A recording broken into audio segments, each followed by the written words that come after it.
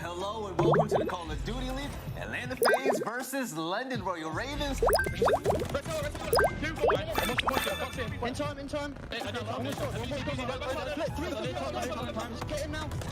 Afro gonna get one. Tries to get out. Looks for the second. Afro. Simple. We'll be able to find one. Is gonna find zero as well. The flank. It's gonna be Arsenal. And a gunfight with Gizmo, and they shut them down. Still flawless in this stage. Coming up next, they have the Florida Mutineers facing off against the Paris Legion. With the squeeze through, they have the bodies, and they are gonna fly into this one. Johnny makes another one. That's a glide bomb coming through. He continues his streak. Oh, Johnny's still alive. Oh my God! Still alive. Terrell's gonna be in there as well. Terrell finds it. Terrell finds a second and make a bit of a break. How about it? Jimbo's gonna find the first and the second. Major Maniac posted up mid-map as well, just stopping them and on his own. 2 kills fall his way. Finds the first, finds the second. Florida Mutineers, they have.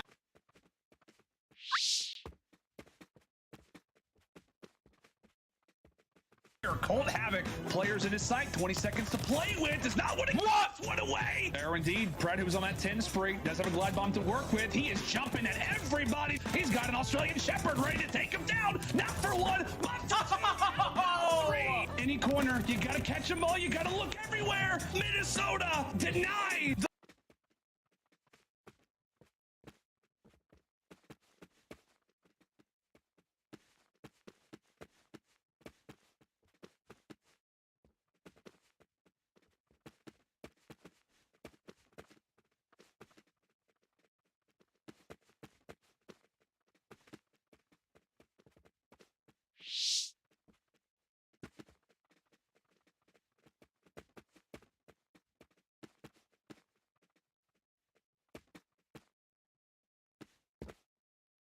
Yeah!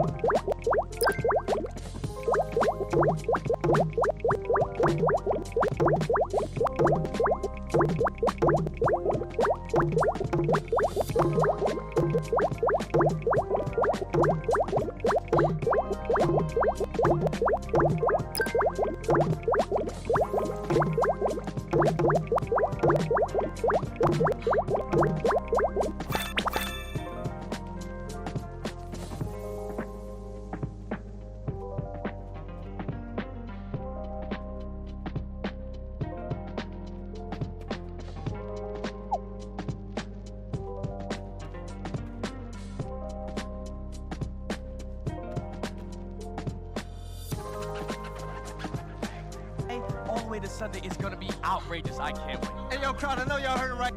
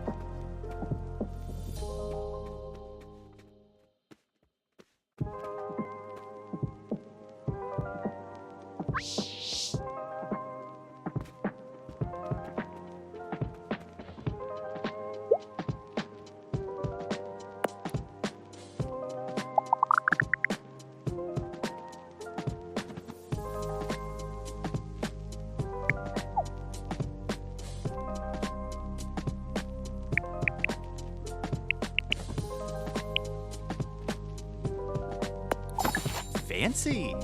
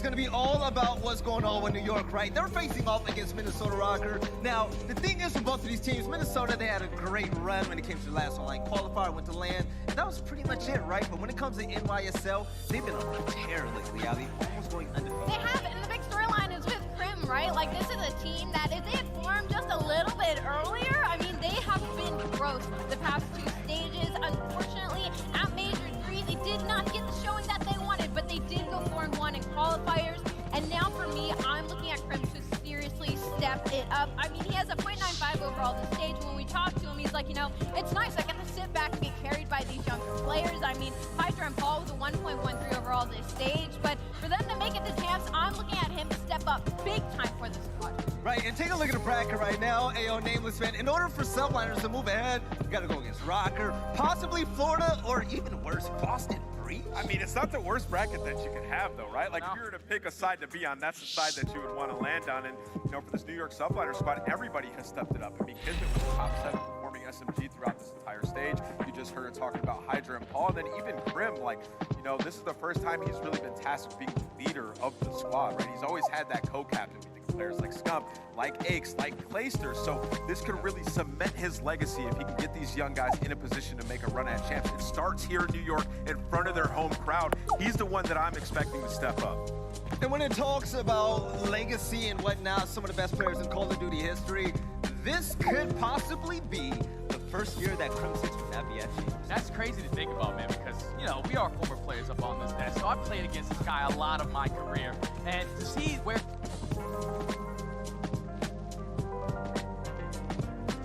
he's at now, 3 ranks, 36 championships. The guy's an absolute beast, the GOAT of Call of Duty. But if you are Crim in this situation, you're currently fighting to make your way to champs. I feel like this would do wonders for his legacy to even make it there at this point. Not even try to win the damn thing, because he started off so bad, at least in the beginning of the season. A lot of adversity with this NYSL roster. Subs in, subs out, players in and out. A lot of things happen with this team. But if you're Crim, your legacy is on the line if you do not make it to that champ. I think the biggest thing he just needs to focus on right now is he needs to be the rock for this team, right? Like, should any player fall a little bit short in this opening matchup, I feel like it should come down to Crim being the one to kind of step it up and put everything back together.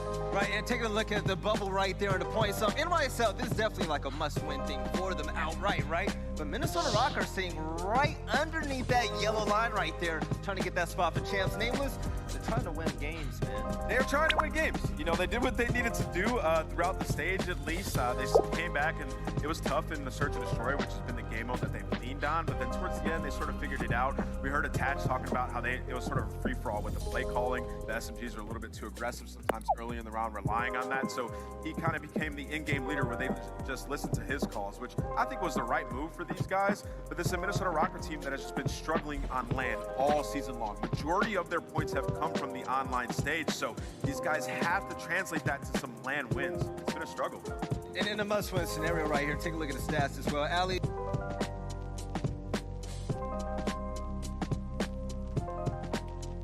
Roster, we saw across the board every player got better, right? He added a lot in the slaying category, but even Attach getting moved into that AR role, like this Minnesota Rocker team looked so much better than they did before, but now I feel like we're starting to see a little bit of the cracks show when it comes to this team. I feel like they're just losing some of that composure and clutch factor that Major Maniac added to this squad. Even when we talked to Attach, he was like, you know, in our Search and Destroy, sometimes, you know, it's a free-for-all, as Ant told me earlier, like they just don't go with one person, so he kind of took the reins. They started winning Search and Destroys, but he has to continue doing that here at this major. They need to continue to have a leader in the likes of Attach, and I know Havoc's capable of doing it as well, so they really need to focus on just not talking over each other. No, you're right. And with Minnesota Rocker and also NYSL really putting the pedal to the metal and trying to speed things up for that race to go to champs, there's one team that's definitely found the need for speed, and they're really fun to watch, by the way, because the Florida Mutineers will be taking on the Boston Breach. And Ali, when it comes to Boston, we got to be outright honest right here. They're one of the most exciting teams to watch. They're so fast. And I feel like it was a really underrated roster change, right? We were like, oh, they're just kind of swapping out 2 players that are very similar in role, but we've seen it has completely transformed them. And what's funny about the new SMG duo is Vivid's not even the fastest, it's actually Nero. He's somehow gotten faster with this move, so they end the stage 4-1. I mean, they're making to look a run here, but they're still close on that bubble. Yes, they're at 170 points, but that's only 10 above Toronto Ultra. That's only 20 in front of the big bubble at the end of that. So, Jay, they still have a lot of work to be done.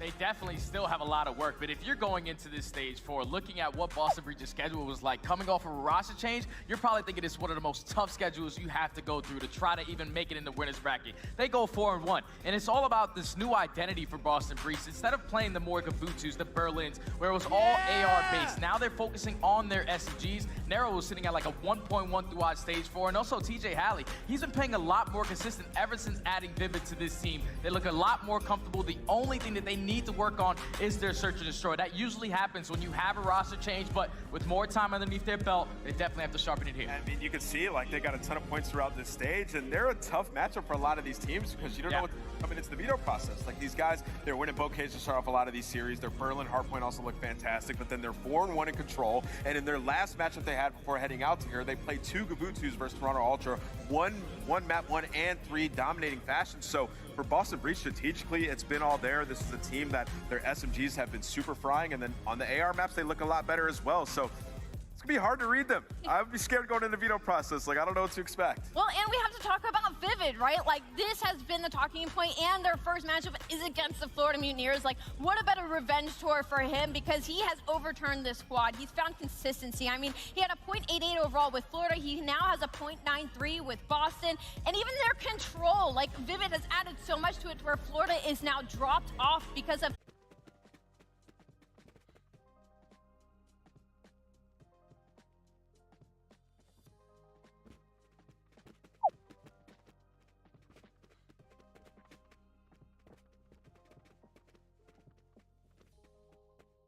It's not a game 5, but you know, a lot of that credit is going to go to Major Maniac. Yeah. I mean, this guy was taking over, just muscling them through in these search and destroys. 1v2s with a couple aces, just big performances all around, right? So you can't say enough about this guy. But for Awakening and Skies, those players need to be better. They are the star players on this team. They're supposed to pop off and respawn, and they had a very underwhelming qualifying stage. Now, the story with this team throughout the season is those two players typically do play better on land, so they are still in a good spot when it comes to the points. But if those guys don't step it up, Major Maniac's not going to be able to solo get them through these games with just Search. Exactly, like Nameless said, I mean, Major Maniac has just been backpacking Florida when it comes to these search and destroys. I mean, they were 9th in the league before he got added to the roster, and now they are 2nd. Major has a 1.22 overall in this split when it comes to search and destroy. And what are they still struggling in? They are still struggling in respawn. They have Skies and Awakening. The slang is there for these players, and I feel like a lot of flack is getting thrown towards Too Real, but they had Vivid as well in the beginning. So you got to start thinking, if your SMGs are continuously getting put into a blender, it is a bigger problem than just one person. Well, that's that risk that you take. You bring a Major Maniac, you search and destroy, it just looks beautiful. You bring in Too Real, you take out Vivid, and you start to struggle and respawn. The question is, can Florida get back to form? We'll find out very soon, but also, these next two teams are going to be very fun. All right, when it comes to the Los Angeles Thieves and also the Atlanta FaZe, we're talking about two teams that are very consistent at something. Atlanta FaZe consistent at going to the championship game and getting second in. LA Thieves are consistent at being inconsistent. Now, my question is, Nameless, when it comes to LA, man, I mean, I don't know about you, I personally like them this stage. I mean, yeah, LA Thieves, and where we at? We're on land, so this obviously there we go. A lot here. LA Thieves, though, I mean, their search and destroy. I mean, you talk about inconsistency. This is the team that really just it lights up the light bulb in my mind when I think of that word. Because in search and destroy, they get 12-0'd by Atlanta FaZe, and they get through a couple series by winning S&D. You know, in their last one, 2 search and destroys. And then when we look back at the major, they fixed their search as well. I mean, everybody, not even just the team, the players are inconsistent on this roster. So this is the one team that I truly just do not know what to expect from. All I do know is that when Draza was struggling throughout this stage, it was tough for them. And he started picking up towards the end. So he's the X-Factor player for me on this team.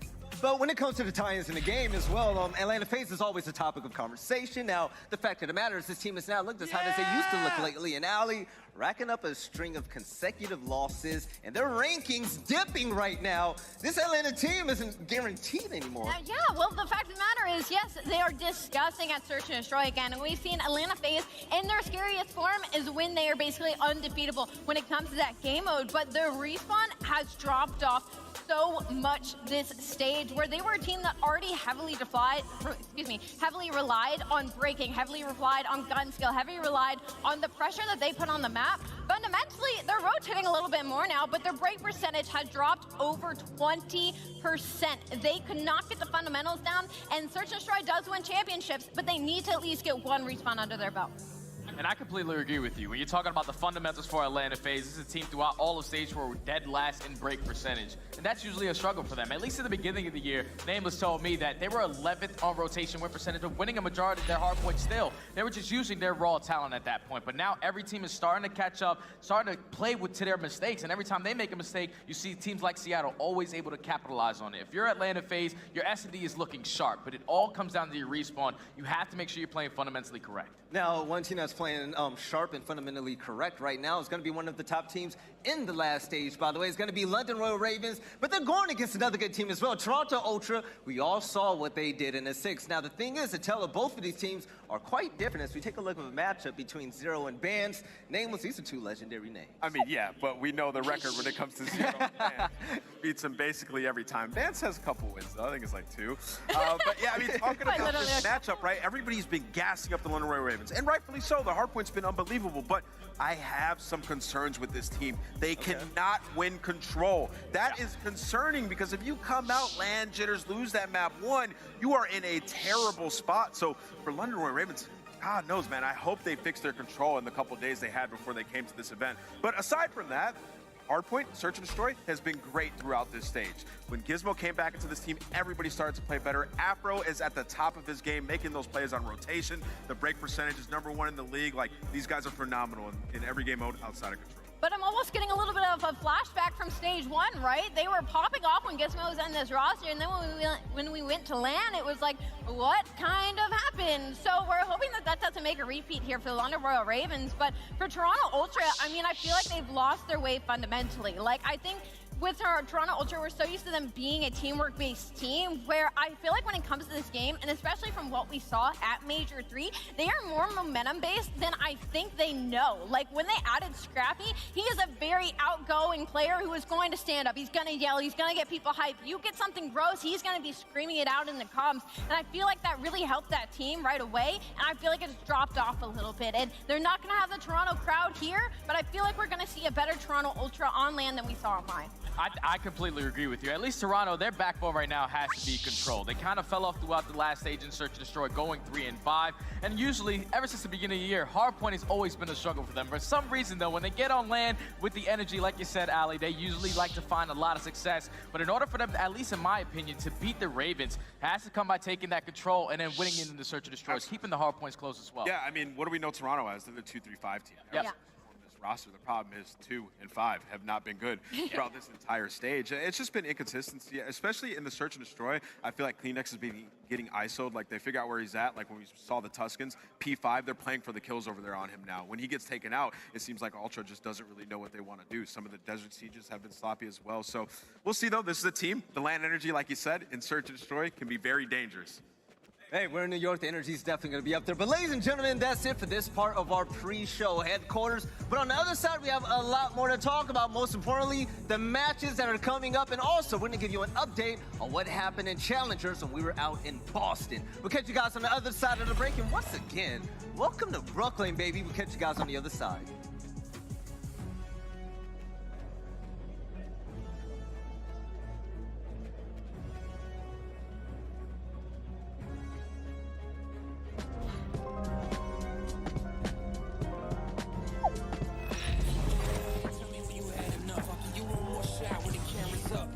This one you gon' have to duck. Tell me about your lifestyle, really. We've been on the road to the tank go empty. I'ma keep going to the Lord call. Give me if you wanted me to stop, then you can't come with me. Thinking you the best, silly. We about to put it in your chest, really. And I don't think you really want problems. Think you know the outcome when you come around. You thinking you getting me? Is you kidding me? Ripping everything like it's again in the vicinity.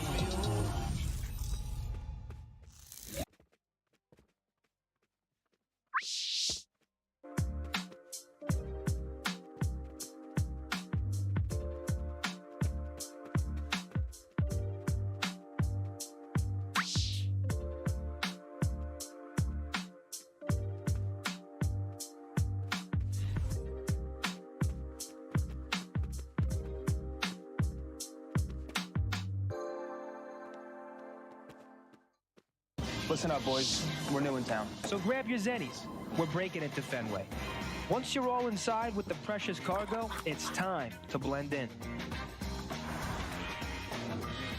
We need to crack the Jumbotron code, figure out the cipher, and relay it to Nero. Once you have it all figured out, meet us down at the home dugout. We're only gonna have one shot at this. Let's play. Yo, didn't you hear? Champs is running it back to Cali. Oh! Chance is going back to Cali. Cali. See you there.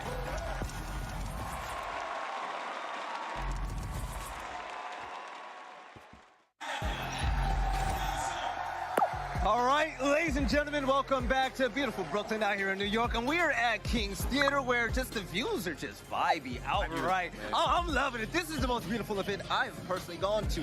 But something else beautiful happened over the past few days. And Allie, the AIM Lab scouting report, there was a Challengers event out there in Boston. There was a Boston Challengers event. Unfortunately, the home team only placed top 4, but I tell you what, that grand finals was a grueler between Toronto Academy NA and Electrify Steel. It went to a game 5 in the first series. Scrappy ended up going like 14-5, but they ended up winning the Search and Destroy in a 6-4 fashion.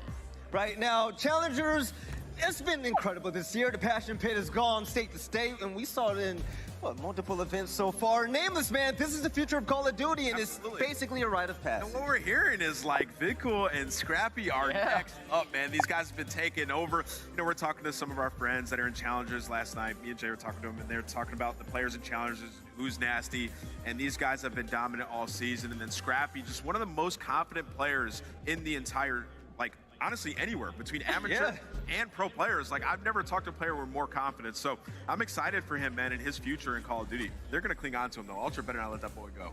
I'm absolutely loving it. Now, these guys played for a lot of money. First place with Ultra Academy NA, 24 racks. That's a lot of money. But I'm also one of the stars of the event, Scrappy. We saw Scrappy fill in for Toronto Ultra, where he was his now-right playmaker. He was fearless, and the thing is, Allie, when you're a player of his confidence and stature, those are the plays you make. Not even confidence and stature, but like the fact that he backs it up. I remember when we first started talking about Scrappy, it was like, well, we got to make sure, you know, he's not all bark. He also got bite. Well, he does across the board. I mean, first in almost every category. I mean, he's made noise in the league as well, and even helped his main team, Toronto Ultra, get some of their swag back during stage 3. So I saw him backstage. Hopefully he gets the boys pumping for day 1. When I see Scrappy at events, it just makes me happy. But talking about getting some swag, ladies and gentlemen, we got some swag for you, because when it comes to the Champs Pack, you can get your 2022 Champs Pack today. Dominate the competition with the Patamati Operator Skin, SMG, and AR blueprints. Go to CallOfDutyLeague.com to get yours right now. And also, all right, check this one out. The photo of me in near C is absolutely beautiful. I'm loving it. Check out the Call of Duty shop, where you can get these awesome native tees, new takes on your favorite teams. Order yours today. Fire, you know I love the graphic tees, man, so I got to get my hands on those. Whoever's Florida's is fire. Hear me, let me get one. Yeah, I need that Metro Card t-shirt. I definitely need that Metro Card t-shirt from Sublime. It's so nice. But ladies and gentlemen, guess what? That's it for the pre-show. On the other side, we're finally going to kick off this event. It's been a long time coming. Major 4, Brooklyn, New York, London Royal Ravens, Toronto Ultra. You do not want to miss it. We'll catch you guys on the other side of the break to finally get this game going.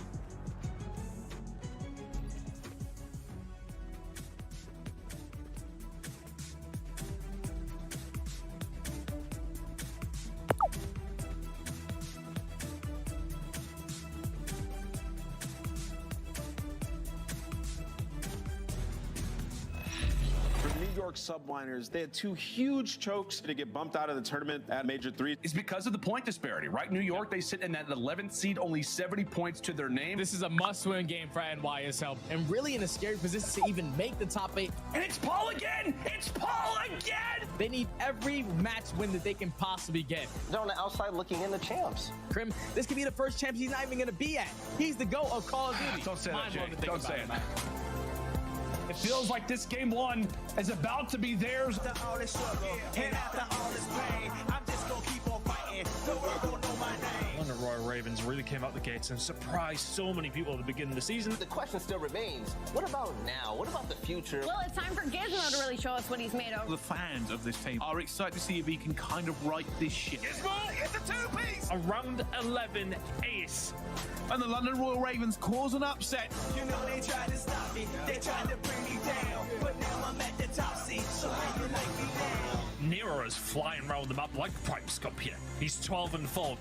Look at Nero, he's still going. It's Nero the hero over and over again. It's a casual 49 and 33 from Nero. 5,500 damage. That man was running around shooting suns out of his MP40. You know they tried to stop me, they tried to bring me down, but now I'm at the top seat, so how you like me now?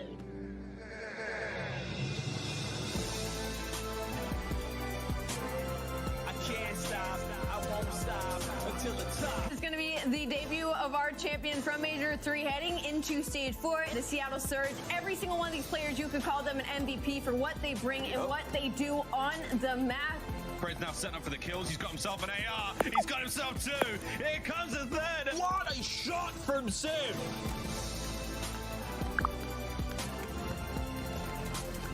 And that is it, ladies and gentlemen. It's a 3-0. Seattle Surge get the job done. Your major champions have not skipped a beat. They have not missed a step, and they have come right back in swinging.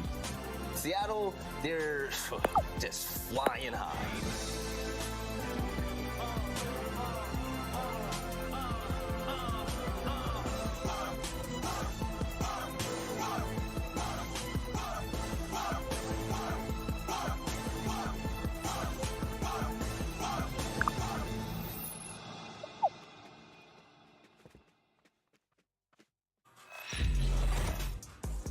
Ladies and gentlemen, welcome back to Brooklyn, New York, where we have the first matchup of the day getting ready.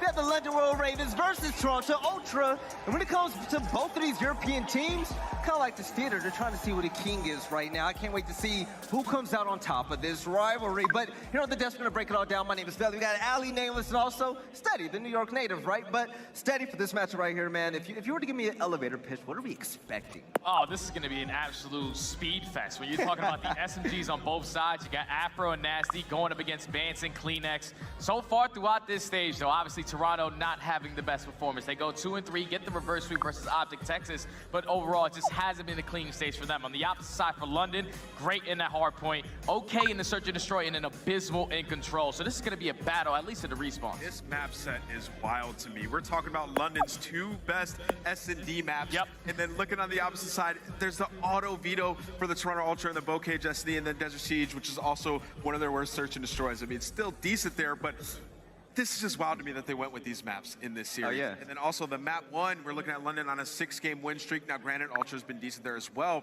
I mean, this is going to be crazy. Everything points to a London win.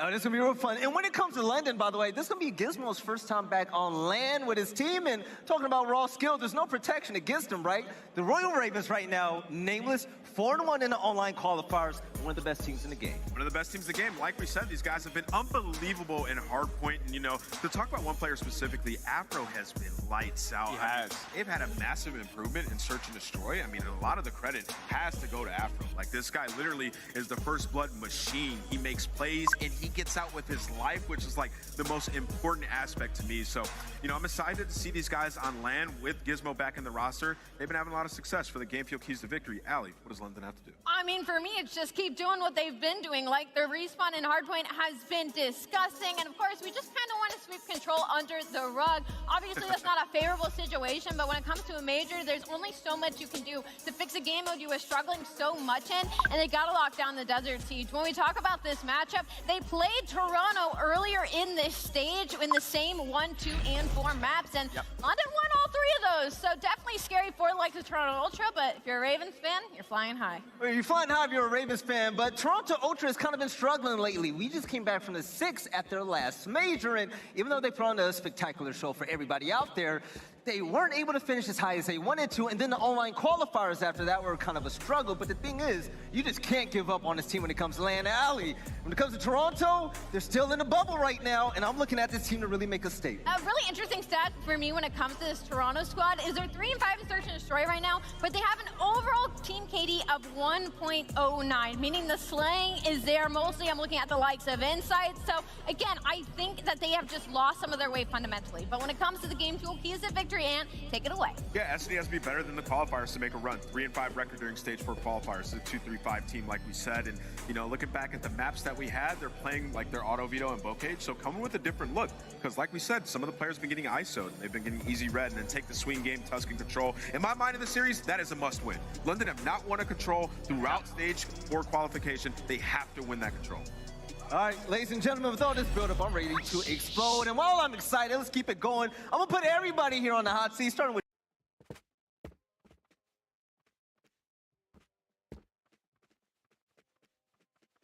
I think I'm going to go with the veterans on the team. I'm going to go with Ultra all the way into Game 5. They're going to be able to get it done in a 2-3-5 manner. It's going to be close hard points, but as long as they're looking as good as they are, usually in Search and Destroy, they're going to be okay. Control needs to be a lockup. All right, Ali, we got Bance, we got Zero, we got Gizmo. Listen, these lobbies are going to be stacked. You got to be on top, though. I was hesitant, Val, but after seeing that 1, 2, and 4 maps that London's already beat them on, and knowing Zero's record against Bance on LAN, I have to go with the London Royal Ravens. They are just looking so good this stage. All right, Nameless, you're always honest and you say it with your chest every single time, man. London? I gotta keep it a buck, man. Toronto Ultra, I just have faith in them on land. Like, I feel like the Search and Destroy, they take that, then into the control, they'll just be in such a good position. So I'm gonna go with the Toronto Ultra. Really? I've always wanted to prove it to me type of guy. London have not proved it to me on land yet. All right, well, London has proved it to me since stage 1. The thing is, we were just waiting for the culmination of this team's potential to really blow up and go sky high, right? But the thing is, Gizmo's back, the swag is there, and this team is better than ever. And when it comes to hardpoint, you better watch out for that main AR, aka Zero. But ladies and gentlemen, it's a pleasure to finally say welcome to Major 4. It's finally time to get this game started between the London Royal Ravens and Toronto Ultra. Let's get into it.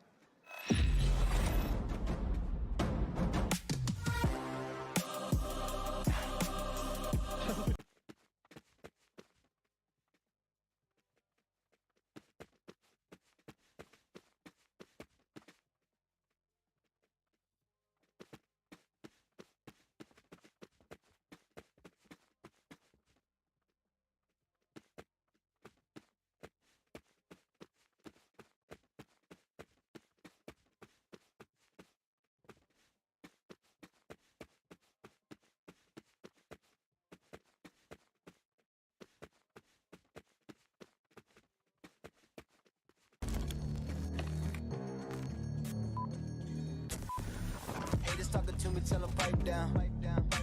Or it's lights out. Zeros on the debit, baby, all I do is swipe now. Gucci sweater 5,000, stunning, buzzing. I be going up, no ceiling. Wow, ballin', running, getting to the paper, I'm peeling. Ow, they gon' know me as legendary. You in the stands, I ain't need no commentary. They gon' know me as legendary. You in the stands, I ain't need no commentary. Ain't no option, ain't no secondary. I just throw it out like a Hail Mary. Legendary.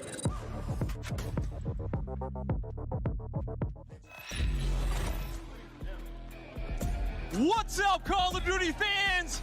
It is Major 4 time, and I'm your stage host, Blaze, to help kick off all the action this weekend. Now,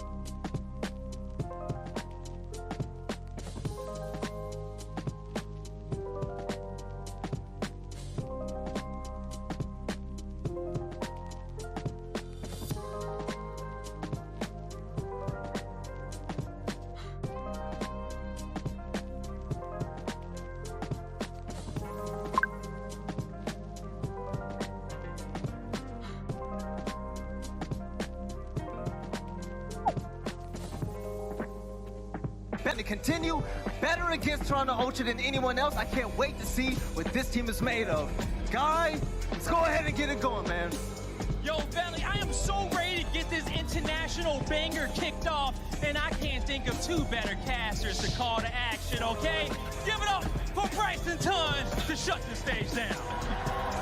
Well, thank you very much there. The stage is set, and of course, I feel like we're being a bit typecast because we're on the Ravens and Ultra again.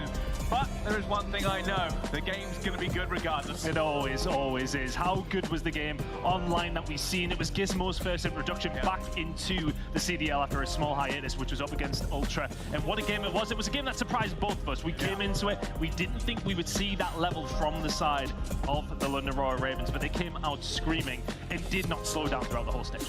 No, they really didn't. It's a very interesting story between these two teams. The Ravens, the return of Gizmo, have looked back towards the top of the CDL, whereas Ultra, after an incredible Major 3, there's a little wobble in the cap, and we'll have to find out how that translates into LAN against these two teams.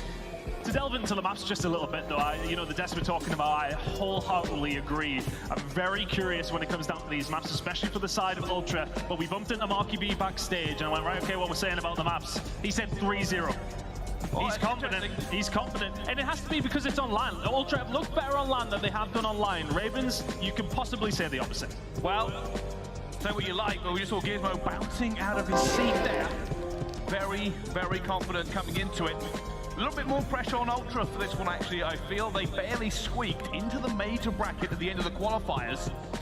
And also, they aren't 100% safe. Their odds aren't the worst, but they're not looking as peachy as they would like. Yeah, a winner's bracket definitely helps you from the start, of course, with the points and how it does go down. It does give you that opportunity to lose two games in a certain, lose that one game, I should say, in a certain sense. But yeah, that's definitely not safe when it does come down to that bubble that we have talked about for the last 3 to 4 weeks. But it should be an interesting one. I see Gizmo's already starting to point over towards them. There's a little bit of smack talk going on now and then against these two teams. But yeah, as mentioned, when it does come down to these maps over, I see it's the same 3 maps outside of the control, as Ali said on the desk, that we've seen online. And that was the first instance we've seen from Gizmo. But one thing that I'm going to want to touch on throughout all of this has to be the sense of how Zero has been playing and how good he has looked all stage long. Can he continue it is going to be the question for me. Yeah, that is a big question. Obviously, there were questions about Gizmo before we come into this, and I think he's answered an awful lot of them. This is just one step further for them. One of London's biggest things is they stopped that backslide. They were slowly but surely sliding down the table point-wise, and they've stopped that dead. They're all but guaranteed now to go to champs. Realistically, all that's left for them, a bit of polish, and see if they can win Major 4. It'd be a big boon to them. Can they start it here with a Tuscan hardpoint? London right now are on a 6-win streak on this map. It's the crowd in New York. Gets loud for these two teams. What a major this shall be in the beautiful King's Theatre in Brooklyn. One of the sexiest venues I think we've had, Brycey, if I'm honest with you. It's beautiful. It's very, very beautiful here in the arena. And then we are looking forward to some beautiful COD alongside it. We go right into this one. A little bit of revenge for Ultra. They haven't had the best of times against London.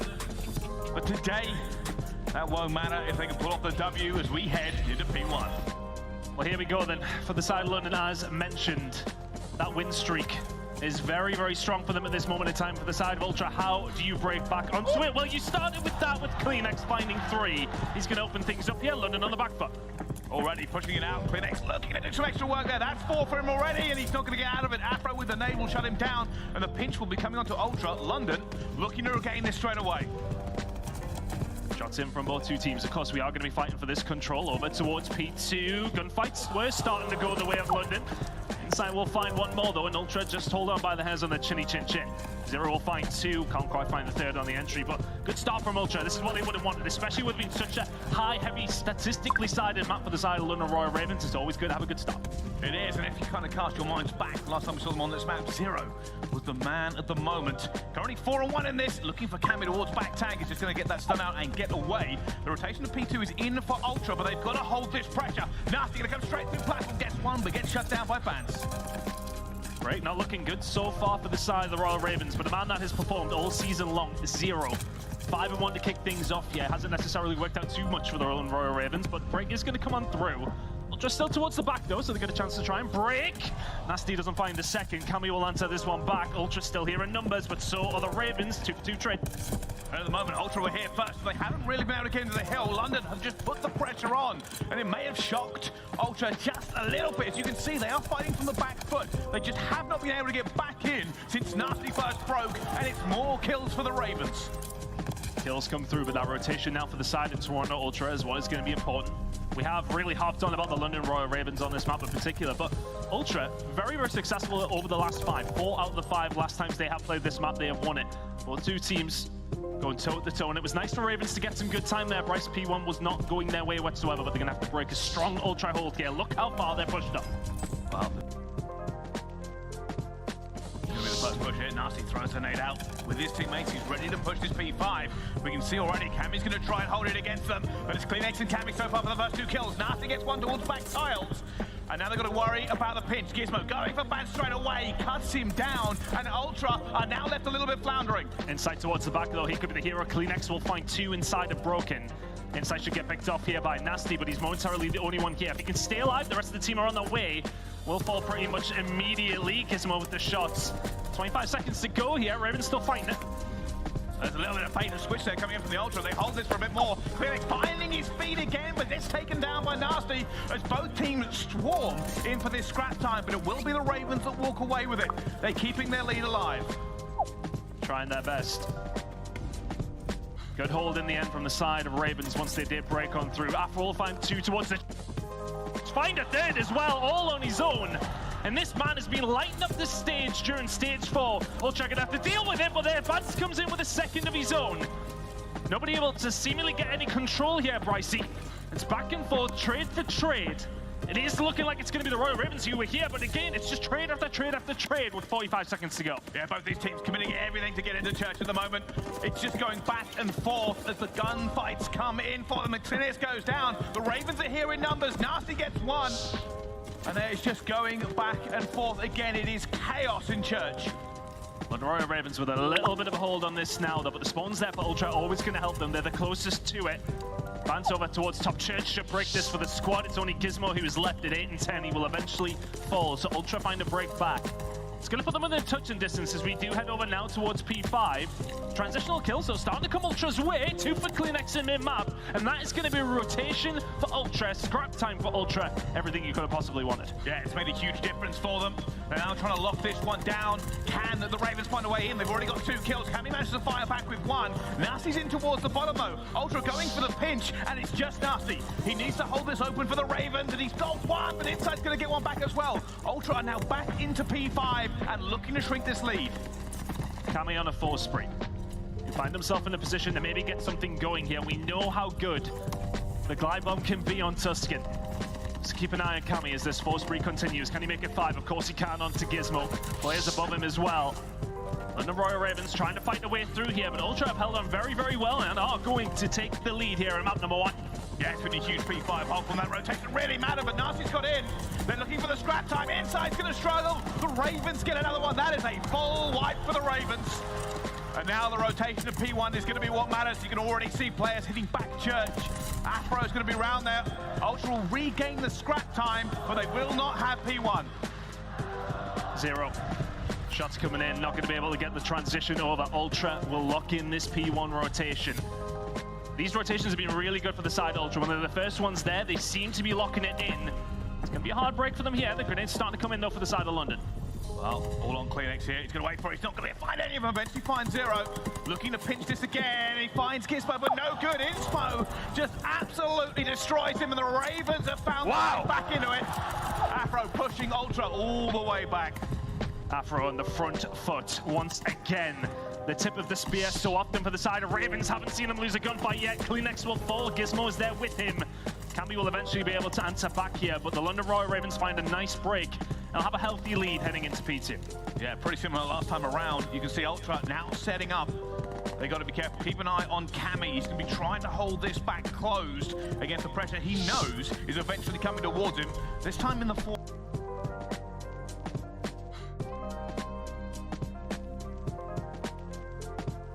of Gizmo. gunfight, big gunfight for Gizmo to find. That's 4 now for him, nearly the 5th, not quite there. Vance will find it, can they come and hold it from the front though? Over the top is Afro. Dunks on Vance, but it will not matter as Ultra still here alive and kicking. They really do need these points, but London are the ones putting the pressure on, but Ultra are still here. Well, this looks like last rotation. Ultra were here first, they did not get the point. Eventually the pressure from London got away from them, but they have got the kills now, looking to secure P5 to flat. You can see the pressure from Ultra now ramping up in intensity as they look to just close off London as much as possible. Inside can find one. Second isn't there though, but this was looking like good time for the side of Ultra. London are fighting every single second. Zero will find 2, Gizmo will find 1. The break comes through, Ravens will get on the rotation, but Gizmo will start locking in time. No, he will not. That scrap time will go over towards the side of Ultra. It's a 10-point game by the time we head over towards P3. Last time around, Ultra were the first ones here. They locked it in. Can London be as successful this time around? Well, they've got Nasty on a heater. He's 25 and 17. He's closing down P5. It will be first points now to London. It's a long way for Ultra to go. Zero push Miles out. It doesn't matter. The double snap comes through. He gets it. Pressure now towards Tyre. Ultra are looking to go through the back. Inside and Cammy are going to be there. But still, Ultra spawning out. Gizmo needs to stay alive here. Needs to stay alive. The fight will go his way. It's only Kleenex who can answer. A good hold so far from the Ravens. Vance appreciating that Zero might try and push it out and finds the kill inside of Broken. So another opportunity here for the Ultra to find a breakthrough. Nasty will be the first one they have to get rid of. Cammy and Co coming through the side door as well. Shots are in. Trades are there though for London. Once again, this has been a phenomenal hold over towards P3. Yeah, they've really put the screws to Ultra. This is a massive turn for them. They have to get Church control. They've lost an awful lot of time, and we are coming close towards the end of this game. The next hasn't found Zero. Keep an eye on number 5.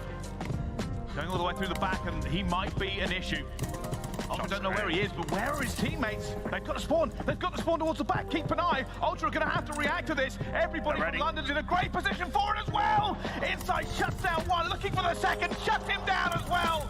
And Ultra, they may have got the spawn against them, but they are holding in Church. Huge kills coming in from Insight on the outside. Isn't going to be able to find Nasty. London still spawning here, but Ultra very aware. Zero now sending the kills through. Gizmo with another, and it's Afro. London clean it up. Well, they managed to get it back into this one, but let's find out how Ultra are feeling with a listen in.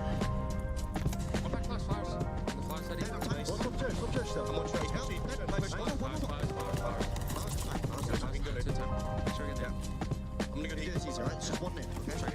It's after slow. Yeah. One shot, make sure, come out.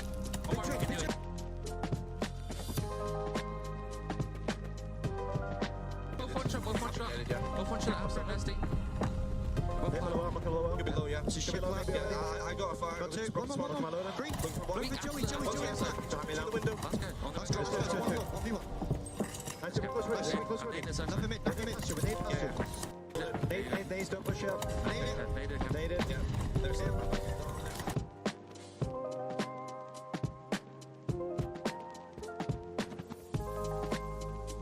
This down like last time. They are still behind, but they have done so much work. Bats again on a 4. He'll be looking to go all the way with this one. P1 currently in control of London. These rotational kills are so big as well. It's momentarily only Zero and Gizmo who's left. That's Gizmo's second inside the hill. Insight will trade it. Zero's here. It looks like London do have the purchase on this site. Kleenex and Co trying to find a route through. London can of course win it in 15. The kills starting to come through for them. London in prime position. Well, the nades are coming from Ultra. They've completely cleaned them off. They can actually win it here. They have to hold every single second. And London find their way in. Gizmo already opening up that mid corridor. Inside pushing through. Nasty looking for him. Inside and Vance combined. Ultra trying to hold every kill. 23 seconds away. They're holding on, but those spawns being flipped. It's caught them off guard. Ravens have found a breakthrough here. 3 kills falling on through. Cammy needs to find something. So does everybody else from the side of Ultra. Kleenex is here, but he needs support. They have to get in. Ultra are looking to open the door. As you can see, that's ticking down seconds by seconds. It's still possible for him to win this one, but Ultra are in. They are in. 2-second tick. Insight hiding for his life. He got it. Rotation. Here it comes then. London, Nasty diving through, finds Cammy, finds one more, not going to be it. Kleenex is alive. They are still here, Ultra, for the number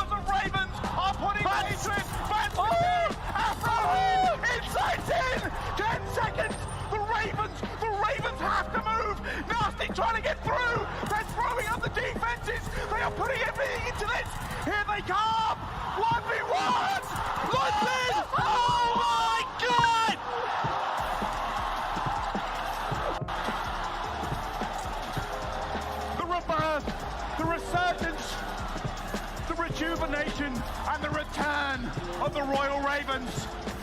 It's a clutch moment of 1 point in Tuscan to open up the major. The Eagle has landed in New York. My goodness me! What on earth was that start? It looked like London had it on lock. And then the rotation came through. Ultra tried their hardest, but the deficit was too much. A 1 point game to kick off the major. Are you kidding? Well, didn't really expect to blow my voice out in the major. But let's have a little rewatch and see what went right and what went wrong. So let's have a look. You can already see Ultra on the rotation because they know they need it. Those final few kills come through for them, which allows them to get there. But Nasty, up through ramp, finds one. The break comes through, and then the trades start to flow. Initially, Ultra start to win it. They find the kills themselves. It's Bance with 2 huge kills from ramp himself. Afro finds a breakthrough, but Insight trades it. At this stage, Ultra in the driving seat. Where does this initial break come from? Well, not that. Must be Zero and Afro through Church. Yeah, there it is. Nasty finds a kill with a grenade on the site. You've got Bance left. Bance and Insight find a kill each, but Gizmo with the 2 is what does it for the Ravens. And they are pumped, and rightfully so, Ton. That was one of the most chaotic endings I have seen. Ultra could have lost it on P1. They got in a P2, and London just set. Full sprinting towards the hill. That doesn't always work, but in this case, they won the gunfights. They got it right. P5 was hit. Short ramp from Church was hit. And the difference was basically nothing, but a point matters. 26 non-traded kills for the side of Nasty there. A very, very good game out of him. A very good game out of these 2 teams. And we said coming into it, this could be the major for the whole of the year. That could be the craziest one. Can every map be like that? I don't know if it works that way. I really hope not. I'm feeling that my voice was gone for the last 30 seconds of that hard point. I do apologize for sounding a bit breathless, but we're back on land, and it's time for 100%. And what a way, what a map to kick off this set of events. I'm sweating, I'm tired already, but Call of Duty is life. Oh man, I mean, what a crazy way to start it, but let's go big picture here. This was a map that London would have went into and said to themselves it was a 6-game win streak for them. Ultra hadn't been doing too badly themselves, of course, as we had mentioned, but this was a map that a lot of people would have put over towards the side of the London Royal Ravens.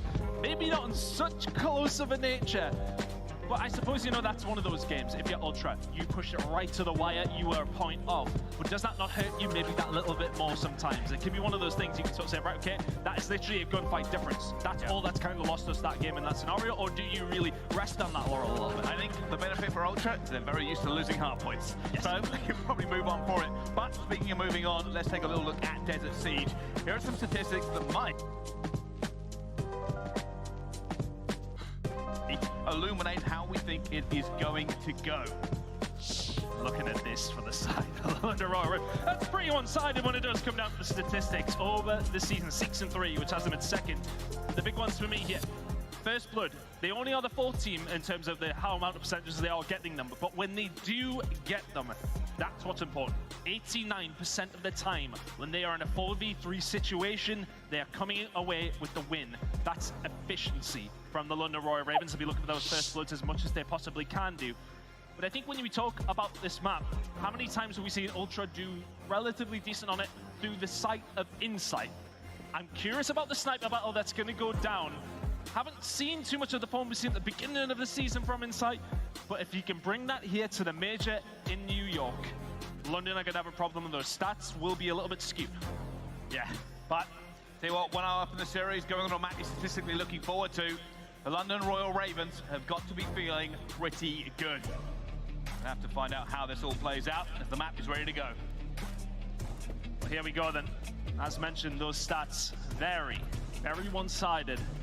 The side of London Royal Ravens, especially with managing to get themselves that lead in that series. Having a look to it though, Insight, we mentioned that he's maybe fell off, well, I don't want to say fell off, but maybe he hasn't necessarily looked as strong as of recent. Overall, a 1.37 KD. As we head into Desert Siege, he is going to be the catalyst for the side of Ultra if they want to get back and tie this series up. Well, we're going to find out exactly what they can do. It's always tense between these two teams, but already a first blood for Ultra. It's Insight who found it as well. He's going to find a second here on the Zero. Not quite, but Gizmo was quite far pushed up here. Keep an eye on him as that was now start coming on through, and can he find anything with this pressure? The rest of the Ravens not there to help him out necessarily. Oh, Insight, I don't know if he's seen him. I don't know if he's looked at him. He has. The nade coming through. They're going to cut him down. Been called out. The teamwork from Ultra paying off. And they now have it in a 3 versus 1. Can Zero find some magic straight away on this S&D? It's a difficult situation. Wants to try and find the pick onto Insight as best as he can, and then go from there, but 33 seconds. Doesn't have the bomb. Not the best spot to be in. Seems like Insight might have this read. Turned around at the wrong time. Zero's got through. Oh, I heard that though. They're going to make a bit of noise. Will have the bomb, looking for Insight, knows he's there. That's going to be a shoulder thrown, and Ultra will react. Huh? They make them different in Copenhagen, I think. Gulex is not going down quite yet. Gives Zero no real room to maneuver, but Ultra get that first round done on the S&D. Just good defensive hold over towards that B side. The first kill comes through from Insight is always going to make it a little bit more difficult for the Ravens to find their pushes there. We said he's going to be one of the big reasons if Ultra can find something here. Stats all do lie in the favor of London Royal Ravens, but if Insight can have one of those magical search and destroy games that he does have, they're going to mean very little. Last time we were on LAN, the secret to success for Ultra was going to be their S&D. They'll be looking to repeat that feat right here in New York. Already a little bit of palace control coming through. Ultra will have it, but no pressure onto a site yet. Pressure in here from the side of Toronto. This first split will be huge. As mentioned, when London find them, they're converting them 89% of the time. Neither team wanting to make a misstep here. A minute to go. That works out better for the defensive side. Shots starting to be fired though. Desert Siege has awoken. Here comes the push now from Ultra. The grenades coordinated from London, and that's into the first blood. Well, Afro has been so prolific at getting them here on Desert Siege. Opens it up, and Ultra looking to try and get a kill through. Keep an eye, Bats trying to sneak, but it's not going to be worth it. Ultra finds him eventually. Kleenex tries to take the fight, eventually almost goes down. And Ultra left a little bit high and dry with 28 seconds left to go. And that's the problem you have when you take your time on these attacking rounds. Nothing really for Kami and Kleenex to do here. It's going to be a difficult one. Kami can't find Afro. He just gets out with his life, and Kleenex is going to find one of his own, but they really need to start pushing the tempo. 13 seconds remaining. Kleenex will do well. 3 for Afro. Eventually going to go down this round as well. 8 seconds left. He's not going to be able to do anything in it, but London Royal Ravens get one back onto the board. And that was very typical of an Ultra setup when it does come down to these attacking rounds on Desert Siege. They do prefer that neutral setup, playing for the picks. 49% of their rounds go that way, but it is their least effective strategy when it does come down to these attacking rounds, or the least effective at least when it is coming up against some of these other teams. Kleenex at 4-1 though. There's Ultra now back on the defense, and it was very much about the first blood that came in from Insight down this left-hand side. He will, of course, be heading back towards that mountain. We so often do see him there. Zero now has the big stick out, and he's going to try and deal with Insight this way. Not looking. Does Insight hold him off again? Does a great job. Around, and Bance gets caught. First blood for them. Looking for that second one. Insight being very careful now. He knows it means he cannot afford to peek out in any direction. It gives London a great opportunity to get onto this site. And that will not be the only grenade heading over there, I'd imagine. Yeah, Insight already down to, what was it, 4, 6 HP, something along those lines. Gizmo will find another. But Kleenex, oh, well, he did find the breakthrough. Gizmo was ready and waiting. The call-out comes through. It's Insight left on his own. We'll find one, and he needs 3 more. Oh, it's their clutch master at work, but it's a lot to do, a lot to do. Gizmo is ready for him as well. Afro is ready for him, and he is going to go down. No clutch today for Insight. The London Royal Ravens take the lead in the S&D. London, when it does come down to these attacks, A is really where they are finding much more of their success. B is not typically something that they do go towards as often, but 45% of those B breakoffs working for them. Add that to that percentage. That was a really clean one that, thanks to Zero, finds that initial kill onto Bance, and it makes things a lot easier. Kleenex 4-2, helping Ultra out in those close quarter gunfights, but they're losing it at range at the moment. Well, can Ultra get back into this game. Can they bring this back to a tie? Palace control again for them. They're going to know where they are, and Clinic gets that first blood. However, already it's Afro again on this map. Inside gets one more on a Gizmo. Down to a 2 versus 3. Oh, good shots coming in from Afro. Needed that. Bomb now going down. Is Zero going to be there to answer the question? Yes, he is. Bans falls. 2v1. Insight looking for this. He knows the pressure's going to be on him again, but he's last alive. What's the plan here for Insight? 30 seconds remaining. Zero on Overwatch. That's a problem here. Zero with the sniper. It's not going to be easy for Ravens to do something with the Insight here. It's going to have to be Afro to find something. Oh, there you go. Him. It's Afro again.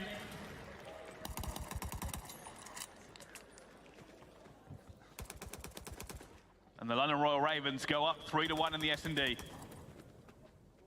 Nicely done. It's a good comeback there, actually, because Ultra seem to be in control of these trades. Oh, that's... Yeah. Got too much junk in the trunk. You hate to see it. Either way. Kill comes through. It would have been difficult for Insight either way, but one of those players that in those situations, you can never, ever count him out. You certainly can't, and they're going to need him firing on full form to get back into it. London probably feeling very confident now going into this next round. They have the attack. They have Zero, who is hitting his snipe so far. Admittedly, only 2 of them really necessary. Almost gets caught. Ultra trying to play the counter to him. And have taken a lot of map control away. Yeah, Ultra very far pushed up yet. Nasty. Oh, he can't find the gunfight, but Gizmo will find that trade. Another first blood over towards the side of Ultra, but they haven't been making them count. Try and have a look which way London are presuming to go here, but I think it's just going to be a slow and steady one. Try and find some sort of pick. Vance is in the position already and waiting for this one. Cammy pushed up as well. Awkward map here, not too sure who's actually in control. They're trying to figure this one out, and Gizmo's already found Insight towards the back. Somehow he stays alive! Zero absolutely destroys Cammy. Afro has gone down now. Bance has made a play for it. Insight's in trouble. He needs reinforcements. You can see Bance sprinting over there to try to shut it down. But with 27 seconds left to go, London have to make a move. Not much utility on the side of Bance to help him out here either. Will they be expecting Gizmo so far pushed up as well as the bomb does go down? Insight on his way over, but this is a precarious position now for the side of Ultra. It's a big round, 2v2. It's going to be a really difficult retake as well. You can see London are stacking this ready. He's going to find it, but Zero's on Overwatch, and that's the issue. The setup was ready for it. Insight, this is another attempt at a clutch for him. Statistically, one of the best players at it. Going to see his head, finds the first, 19 seconds. Zero's going to play time, surely. Gotta go. He's just gotta go, he sees him. He's found him, he's found him! Oh, the 1 versus 2! Zero gave him the eyebrows, and Insight took them off. This man never fails, really, does he? I mean, he's quite often left on his own because he is that slower player for the side of Ultra. He's always playing a little bit on an island, taking his time. But when he's put in these positions, it doesn't matter, 1v2, 3, he's very much at an advantage. It always feels, doesn't it? Well played from Insight. The first pick comes through, and Zero just shows him a little bit too much. That was an important round for Ultra. Stop the bleeding. 3-2 down is a lot different than 4-1. Let's see, can London bounce back after that one? Afro at 7-3. It's the SMGs who have been performing on both sides. On the side of Royal Ravens, it's just about the advantage their way. Well, already looking for the wall bank. It will be Ultra. All about getting control once again. Afro has pretty much been their kryptonite every time they've tried to make a move. Can he do it one more time on this map? We know how prolific he is, and Kleenex is in a lot of trouble. 27 health, but still alive. And there's Afro again. These first bloods inside the Palace is really what both these two teams have been fighting over time and time again. Two of the best performers in the league, Afro and Kleenex, really going at it. This moment in time, though, it's Afro with the advantage. London Royal Ravens with the advantage. Ultra now, though, will make Ravens have to come to them. Can Kleenex get out? Never gonna happen.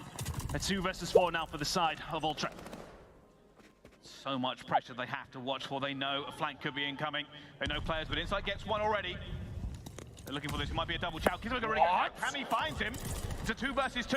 Ultra trying to hold this off, but Afro's already going to find one. Insight going to be left alive, and they found him in the back.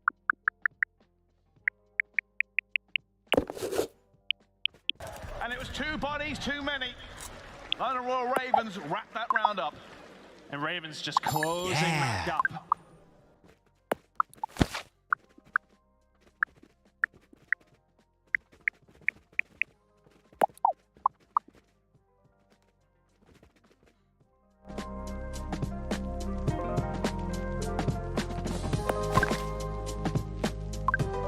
Typically on a map that you say is more AR oriented, more about your snipers.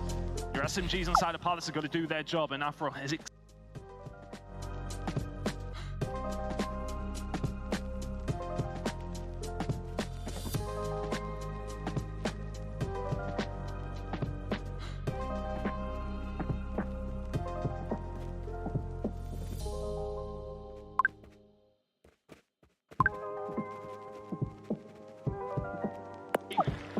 Two now in the S&D. Sensational from Afro. You got to save your band sets. An awkward gunfight at the best of times, but that's a 3rd kill in the round coming through from Afro. Very well played from the Ravens, matching aggression with aggression that time around. But how big of a star has Afro been on this stage? He's been phenomenal. S&D specifically. Of course, you would have maybe Bakaj has made more of his playground, but he's making Desert Siege as best as he can. 4 streak for him, 11-3. Ultra need to find a way back in somehow. Oh, he's looking for it, thread the needle. He's threaded it. Gizmo gets taken out. First blood to Ultra. However, Afro instantly brings it back. And Afro only shows him it for a second. Inside gets out. It's Afro every time. Every single time. The problem here now for Ultra, though, bomb's already committed over towards A. Makes it a little bit more difficult. Cammy with the shot, so Afro gets taken down. That's half the battle if you're Ultra. This bomb will now go down as well. The flank kill is going to be huge, though, in sight. Is he going to check the corner? Oh, peekaboo. Zero will find the kill. Now it's 2 versus 2. The bomb is down for Ultra. Can they hold? This is for the map. If they can try and just keep it alive, but Ravens could be 0, 1 versus 2. If he makes it, they take the S&D, but Cammy shuts down any hope of ending it right now. Ultra just about holding on. That flank kill that comes in from London make things maybe just a little bit more dangerous, but good hold in the end. The first picks coming in. We haven't seen that enough. Well, we haven't seen it converted enough for the side of Ultra. We've seen plenty of first bloods, but they haven't been going their way for the most part. 5-3 now, still doable here for the side of Ultra. They got rid of Afro pretty early there, though. It's not going to help you along your way when he's 12-4. He has been the difference maker, but it's still a long way for Ultra. 3 more rounds for them without dropping 1. The first blood would be disastrous. Losing the numbers would be disastrous, and even bomb down at this point could be just a step too far. And Ultra with a lot of pressure here, but Ravens inviting it on. These neutral setups for the side of the Royal Ravens may well work because it is neutral. Apart from the side of Afro, and well, that neutral that we had is gone. His band pushes up, finds 2. It's now a 2 versus 4, but look at the positioning from Afro. This may help things out here. The map is split in a weird kind of way. It's all going to be on Afro. Has to be. He's looking for players. He's trying to figure this out. Oh, wow. Great position. Can he make the difference? He's going to find one. Holds his fire. Eventually finds Cammy. Ultra have to react to it. There's a snake in their midst. 30 seconds remaining here. Ravens have got so much to do, though. Bance in that position towards field may well be the dagger, but if the second kill can come Afro's way, just at the wrong time, he turns around. Kleenex will find it. It's now an impossible situation for Zero. Zero going to try and clutch this one up, but he finds Bance, and Bance takes him down.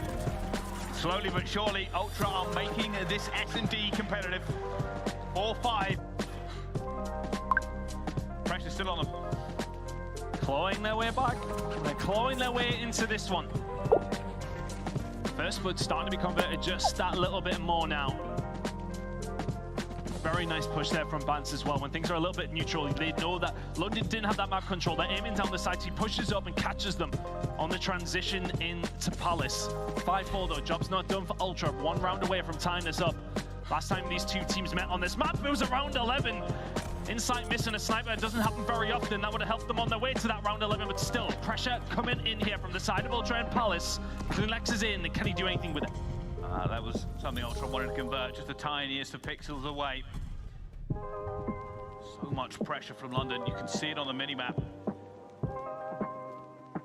try and figure out this puzzle that has been laid out before them. Anybody going to try it for it? He seeks an elbow. It's not the people's, it's just Nasty's. Nasty's staying alive, he's got to be the pick! And there it is. Another first blood for the side of Ultra, and Royal Ravens are flapping just a little bit now. Keep an eye though, keep an eye. It's Afro!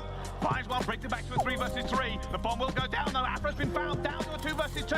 Bomb down now for Ultra. DNX on the flank. You see him? I think he did. I think he saw Gizmo as well. Gizmo finds one. He's not going to get it. It's going to be true. Tries to turn and burn, but fails in the end. The London Royal Ravens take the S.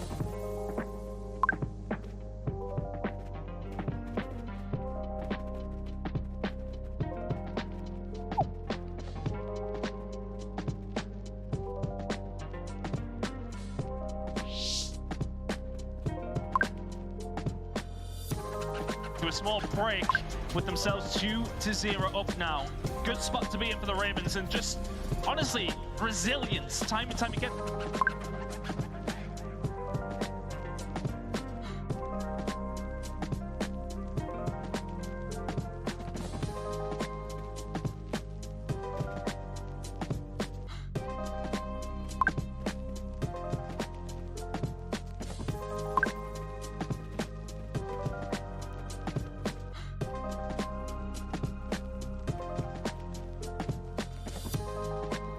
Chaos a little bit, doesn't it? Yeah. It's always in that situation you're like, right, okay, we need to find Afro, we need to find Afro. You can't. The kills fall the side of London Royal Ravens, 2-0 up now. But we're heading into control, so we might as well just go map number 4. Yeah, there is a little bit of a silver lining there for London, for Ultra. It's the fact that the controller's next and London haven't been great on it. But we'll have to find out exactly what does happen in this game. Because while it's the first game of the major, it's a very, very good one. Ultra now under a lot of pressure. The Ravens will be wanting to lock this one down and move on to top 6. And they can do it with just one more map in this series. And I'm hoping every single map will be like the ones we've just seen. But we'll see you after this break at the Call of Duty League Major number 4.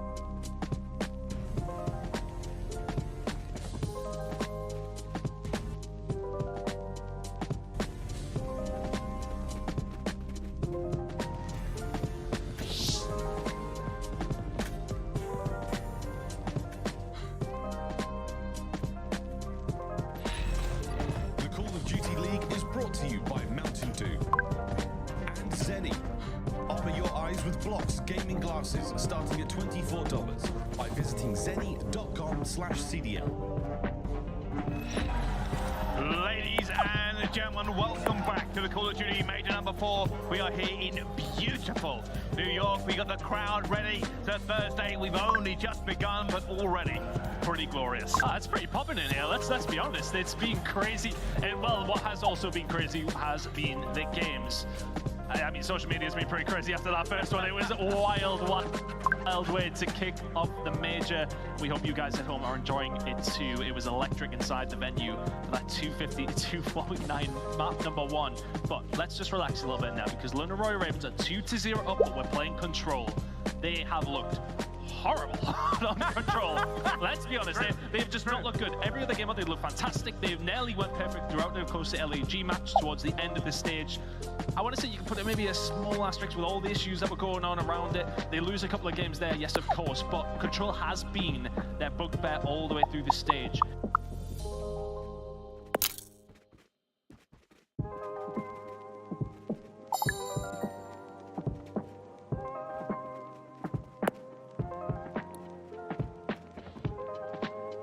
Can these fuckers shut the hell up?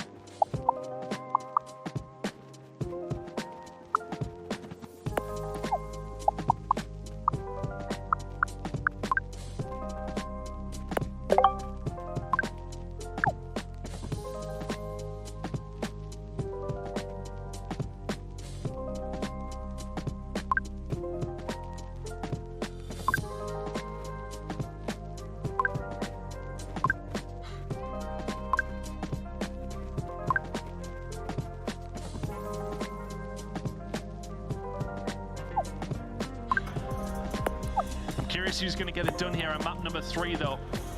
It's an interesting one because for all that London, they haven't looked good in the control. There's sometimes to the point of, like, if you were wanting to have a bad game mode, it has to be control, right? You'd rather it be that than hit a hot point on search and destroy, but you do still need to fix it.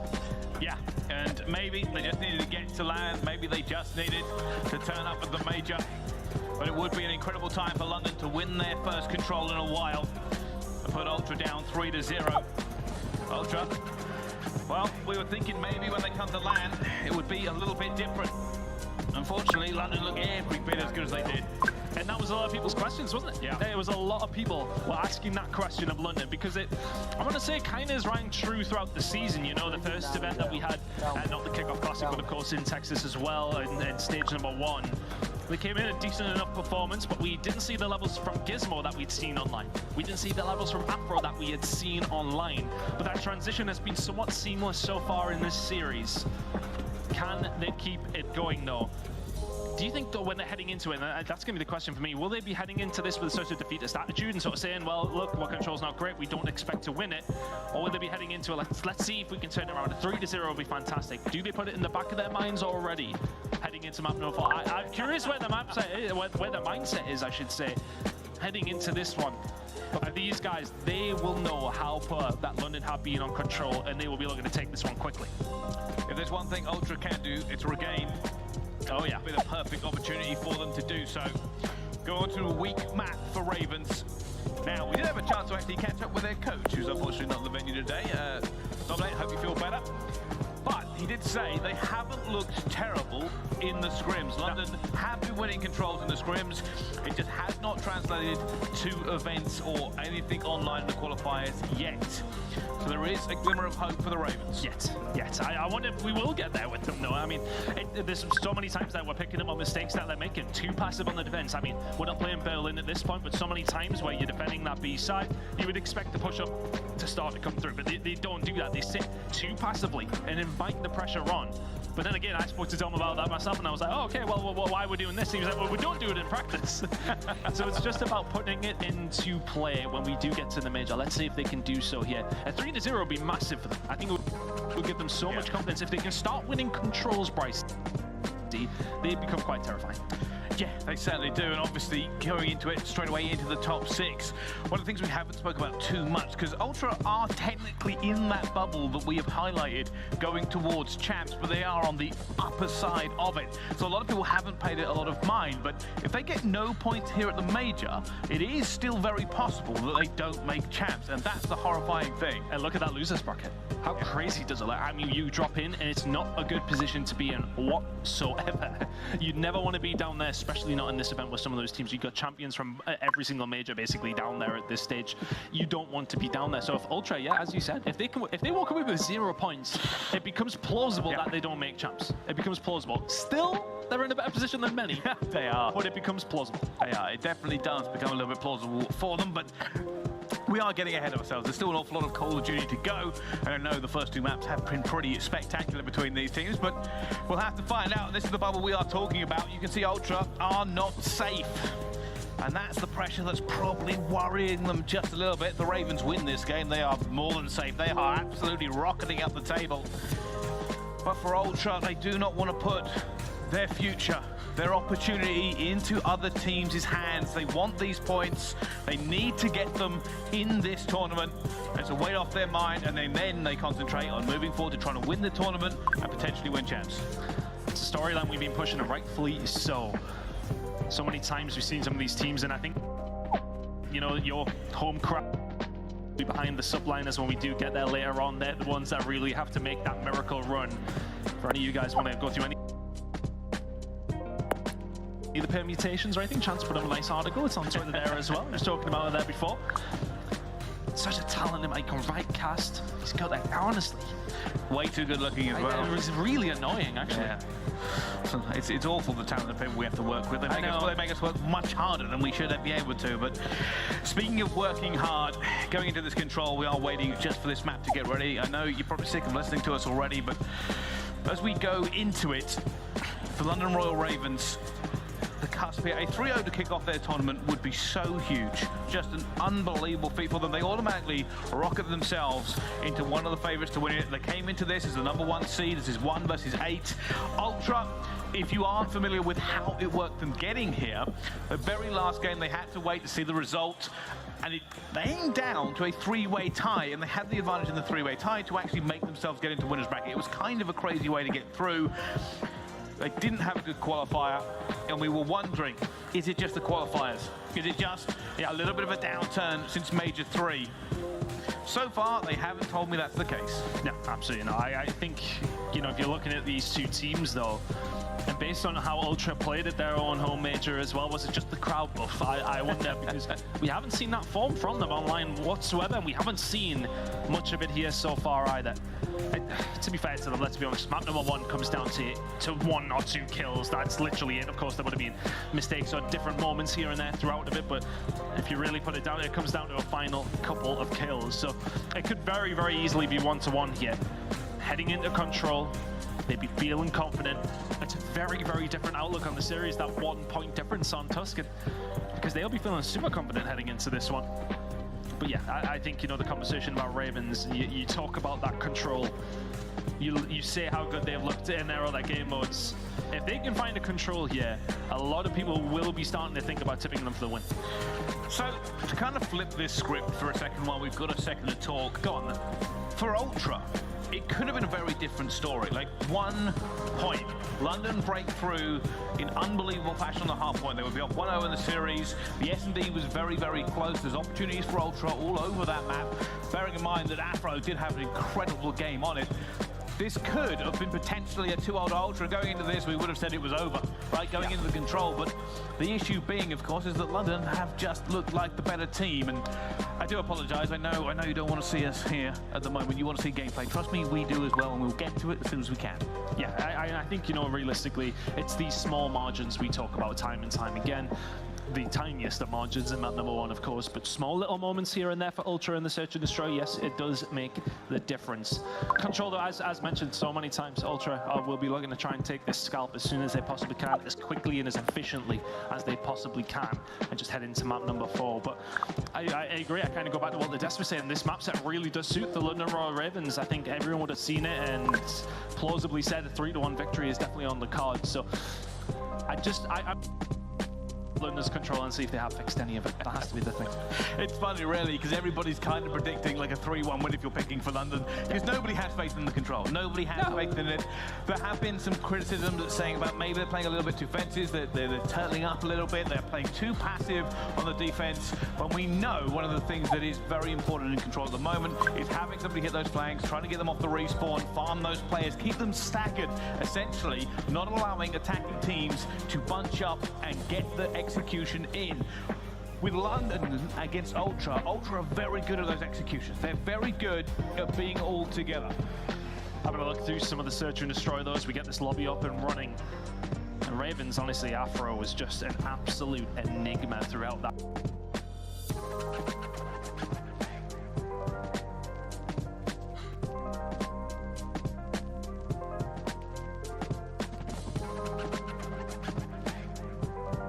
Really get going. He did have that 1 versus 2 to bring them to a better position, did have those moments, but like throughout the rounds there wasn't too many of those first blood picks.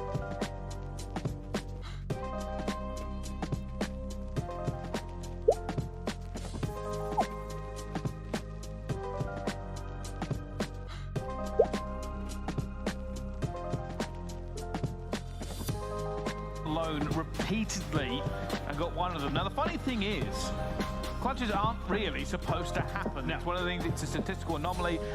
You aren't supposed to be able to clutch. Trading should always come through. Inside does it more than most, and I feel like we sometimes give him unrealistic expectations. Like, oh, he's left the line in a 1 versus 3, he'll probably get it. Yeah, the truth is, it's unbelievably difficult. It's very, very difficult to find yourself winning these situations time and time again. It's unbearable for the other teams, I would imagine, to be honest, when you see him there. Is it something that you start quaking in your boots a little bit? I wonder, but this series is not done by any stretch of the imagination. Control, we're getting into it. Issues are fixed, the crowd is nice and noisy. It's only Thursday as well. My goodness, what a major we have on our hands. We've had a great series to kick things off here as well. But can Ultra find a route back into this game? It's going to be tough. It certainly is. Well, the first step of a long road for Ultra does begin here on Control. And London are going to try and make it their final one. Let's see how it kicks off already inside, going towards A, and so are London. It's the obvious push, obviously. Try to Raven secure this one in, see where you can get going. Good conversion for the side of Ultra, and honestly, they're going to be looking on the back of Afro. If he can continue these performances, Tuscan is going to be a map that he will have a lot of success on. And a lot of success is what Ravens are having here over towards A. Kills coming their way. Kills then going the way of Ultra. Asuko trying to lock this one down as quickly as they possibly can, give them as much time possible to hit over towards B. You can see already they're trying to go for the nades of Ultra rain down once again, and Cammy wins the gunfight. They have stopped the full tick onto A. Their objective for Ultra now is to try and get as many kills off this respawn as they can. Keep London pinned back as far as possible. Gizmo versus CleanX, and CleanX now on a 4 streak. He's forcing London into a position they do not want to be in. CleanX now on a 4 spree himself. He will fall. Cammy now can't find anything here either. Nasty and Co finding the kills over towards A. Well played, Afro with the gunfight win, and that's going to be A locked in now for the side of the Royal Ravens.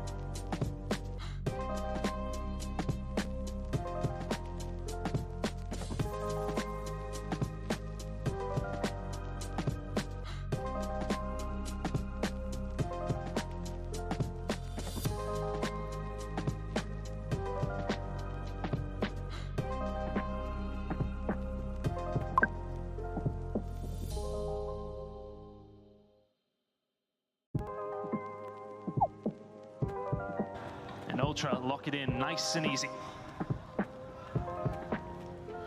Well.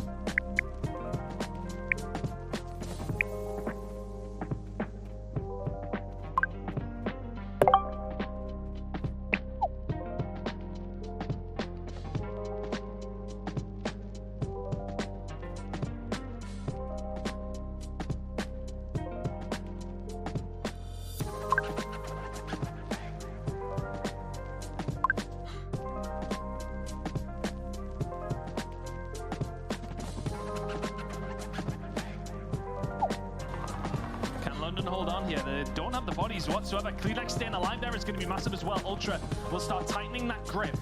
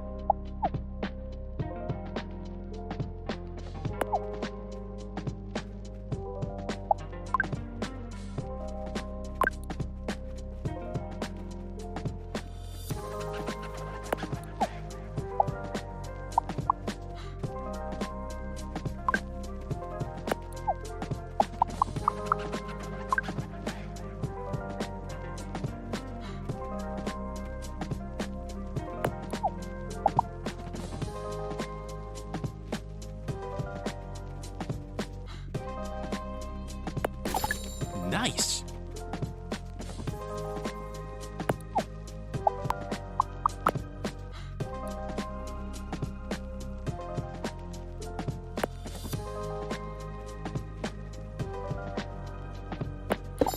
Oh yeah.